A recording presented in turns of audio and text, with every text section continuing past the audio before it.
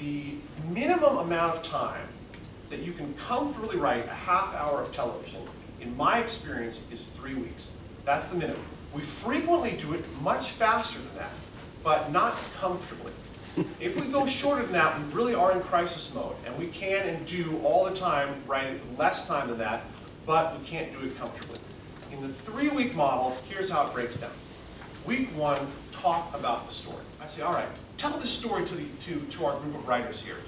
How does it lay out? And you're going to talk about how it opens and what you think happens, etc., and where it goes and how it ends.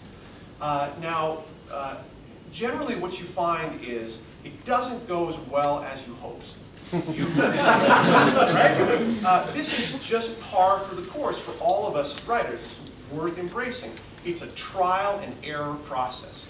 And so we're going to try, and we're going to error. And then we're going to listen, and we're going to try again. And we're going to do that over and over again as many times as we can in the first week.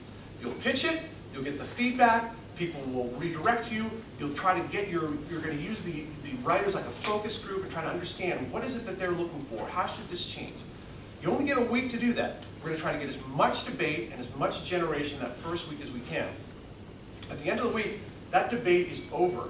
It is now time for you to write. Week 2, you're going to write. Typically, you'd be sent off on a Friday, and we're going to have you come in not the next Monday, but the following, so 9 days later. That's enough time to write a first draft. My recommendation to the writers when they write that draft is to break it down to the following pieces. Start by writing what is called the vomit pass. Now, the vomit pass is a term that comes from Judd Apatow. He coined that term, and it's what it sounds like.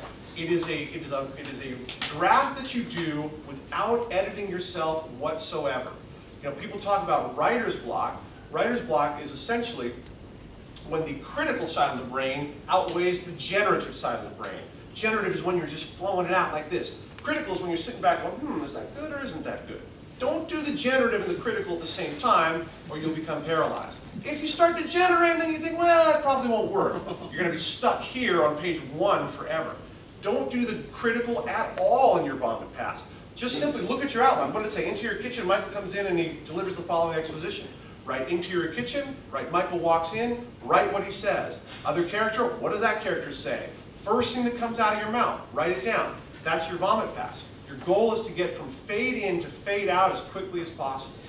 I personally can do a vomit pass in a day. You know, I'm pretty fast.